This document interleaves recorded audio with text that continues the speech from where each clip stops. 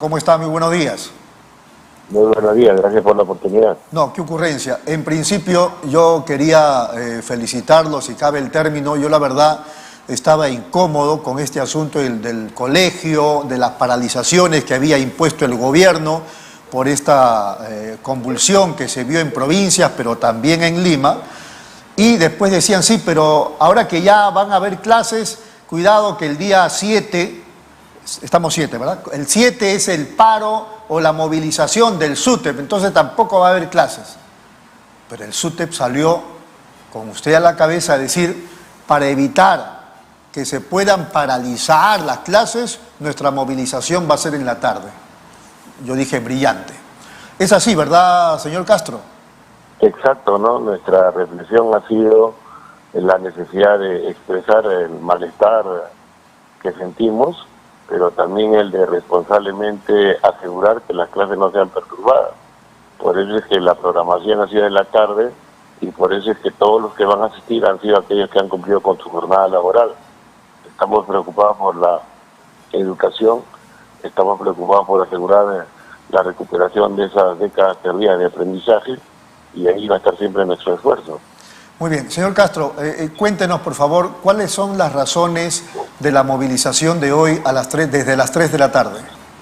Hoy día los trabajadores de la educación, docentes y auxiliares, los trabajadores y organizaciones sociales que están dentro de la central de trabajadores que es la CGTP y también toda la administración pública, trabajadores que tienen vínculo laboral con el Estado a través de la FIPE, vamos a participar en esta movilización nacional que tiene como objeto expresar el descontento y malestar que sentimos por un presidente que no cumple sus compromisos, por un presidente que ha dicho que dentro de los compromisos estaba respetar los derechos laborales, resarcimiento de los mismos y que después de más de 7 u 8 meses de gestión, simplemente en educación, por ejemplo, continúa vulnerando la normatividad y no instalando ni respetando la ley que plantea la negociación colectiva, que es un derecho constitucional, mecanismo a través del cual planteas la problemática, demanda de los trabajadores y vas encontrando solución con la buena disposición y voluntad del empleador.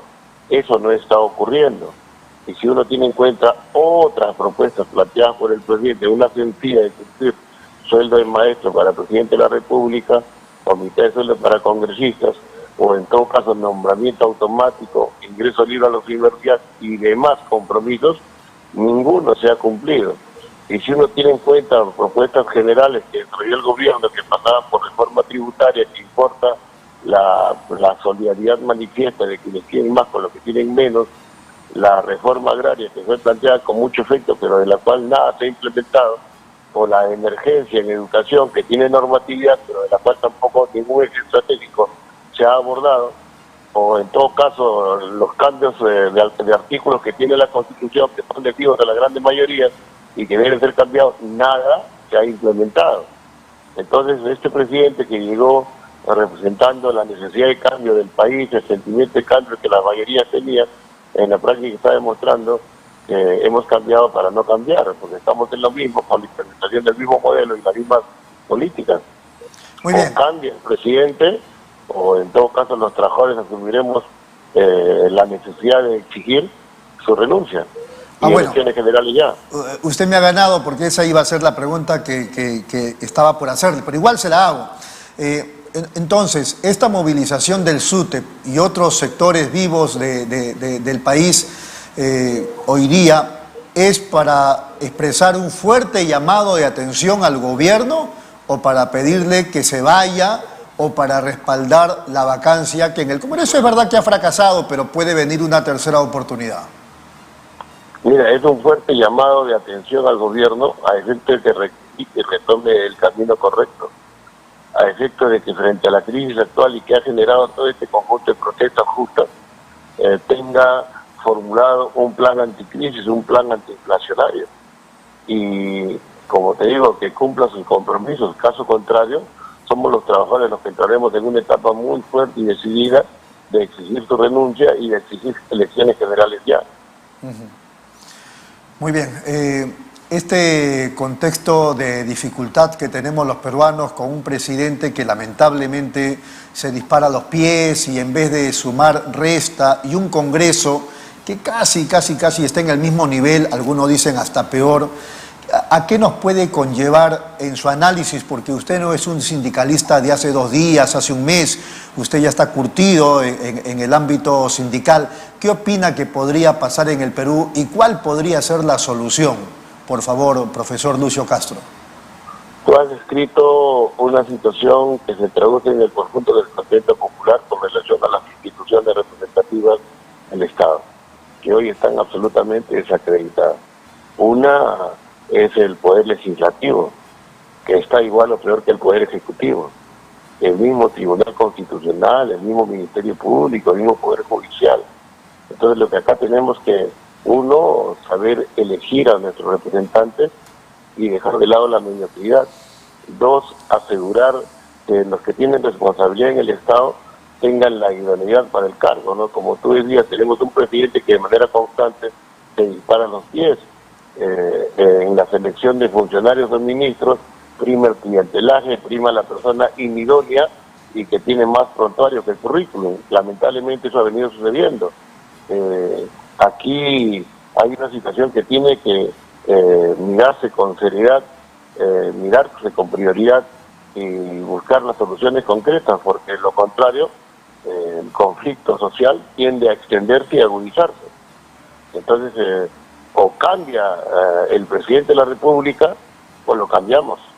Y como te digo, cambiamos también a aquellos que no responden a las expectativas de la población y están dentro del poder del Estado. Por lo tanto, usted cuando dice o cambia o lo cambiamos, ¿se refiere, digamos, al presidente o también al Congreso? Nos referimos al presidente y también al Congreso, por eso es que planteamos elecciones generales ya, poder legislativo, poder ejecutivo. Muy bien. Vamos a ir al tema ahora específico del ámbito de la educación. ¿Por qué considera usted que no se terminan de actualizar los protocolos de parte del Ministerio de Salud y de parte del gobierno? Ese metro de distancia entre los chicos como que no tiene ni pies ni cabezas. Si por ejemplo vemos el Estadio Nacional en el partido de Perú con Paraguay, el partido de ayer de Alianza con River Plate, o sea, todo se abre y en cambio los chicos tienen que ir 2 veces o 3 veces a la semana a las clases presenciales. ¿Qué piensa usted que ocurre ahí? Mira, aquí hay un tema que el gobierno no ha afrontado con mucha seriedad en las instituciones educativas y que tiene que ver con un actor, los alumnos. El tema de las vacunas, para con los menores de edad, ha sido tratado con mucha desidia y encontramos porcentajes elevados de alumnos que no están vacunados y para quienes vacunas no hay o las que existen son insuficientes. Y esto que genera preocupación en los padres de familia y la necesidad de aplicar el distanciamiento social con todas las limitaciones y dificultades del caso. Lo cierto es que eso tenemos que tenerlo en cuenta, porque donde no se tenía en cuenta ha habido situaciones de retroceso. Aquí en Lima tenemos un ejemplo concreto, el colegio Teresa González de Fáñez. ¿Qué sucedió? No se respetaron los protocolos, contagio, retroceso en la institución. Eso sucedió en Loreto, eso sucedió en La Libertad, en Callao y en Lima provincia, por citar algunos ejemplos. Entonces los protocolos son una necesidad, pero también el cumplimiento de responsabilidad del Estado con relación a las vacunas para menores de edad y esa campaña de sensibilización que, como ustedes le hemos exigido al Ministerio, una campaña intensa de sensibilización a efecto de asegurar que los padres de familia vacunen a sus hijos y por tanto estén prevenidos y preparados contra una pandemia que ha generado definitivamente situaciones mortales en el país. Bien, profesor Lucio Castro, me queda todavía una pregunta, pero me están pidiendo una brevísima pausa, por favor. Regresamos en unos momentos, ¿le parece? Perfecto. Gracias, muy amable. Regresamos.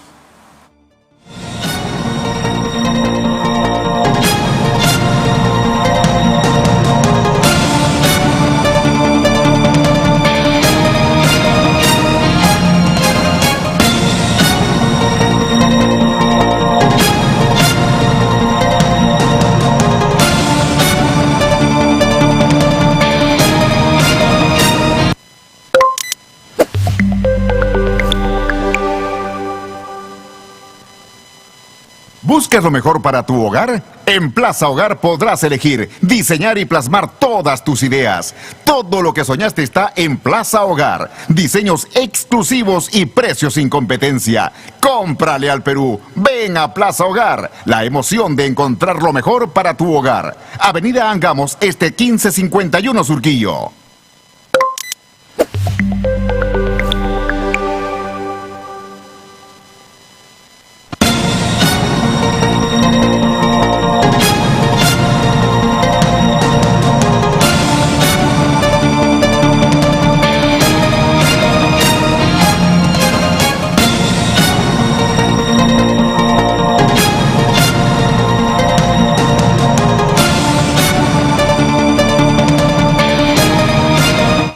Muy bien, seguimos aquí en Nativa Nos Conecta, esto es Pulso Informativo, estamos conversando con Lucio Castro, secretario general del Sindicato Único de Trabajadores de la Educación Peruana, el SUTEP.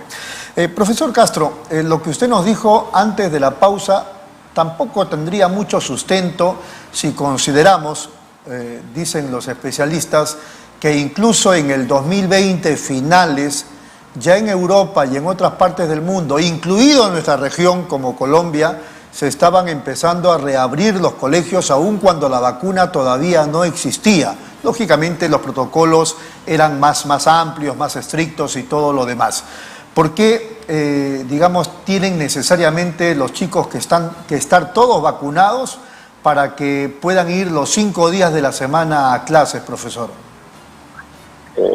Uno de que en Latinoamérica, para no ir muy lejos, los países que en plena pandemia intentaron retornar a la presencialidad tuvieron que retroceder justamente por los contagios producidos. Eso ocurrió en Uruguay, eso ocurrió en Argentina. Eso ha ocurrido en España, en Europa ha pasado. Exacto. A cada rato, pero se cierra el aula, se pone el aislamiento del aula o de los chicos y después se reabre.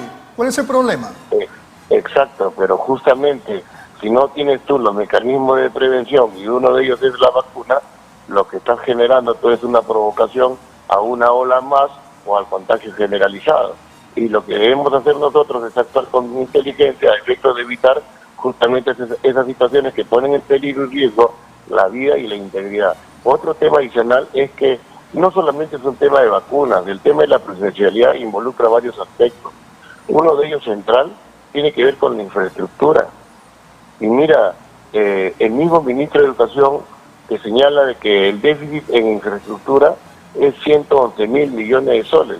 Y el Estado no sigue mirando con desatención la educación y destina para este problema sustantivo solo 6.000 millones de soles. O sea, el Estado está pensando solucionar este problema en más o menos 20 años más. Esa mirada es la que no es adecuada para la educación. Entonces, este problema de infraestructura, ¿qué ha generado? Que, por ejemplo, hoy el 70% de instituciones educativas no estén en la presencialidad, estén haciendo uso de la semipresencialidad. Y eso va a seguir ocurriendo mientras tengamos un Estado que no mire con atención la educación y no mire con decisión política el solucionar este problema sustantivo que es la infraestructura.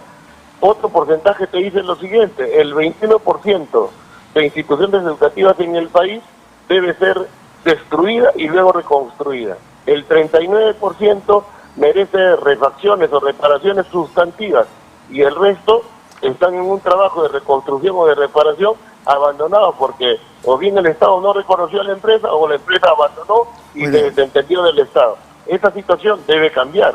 Muy bien. Está clarísima su explicación, profesor Castro. Ha sido muy amable, muchas gracias y estamos en contacto. Gracias a ustedes, un abrazo. Fuerte abrazo al profesor Lucio Castro, secretario general del Sindicato Único de Trabajadores de la Educación Peruana.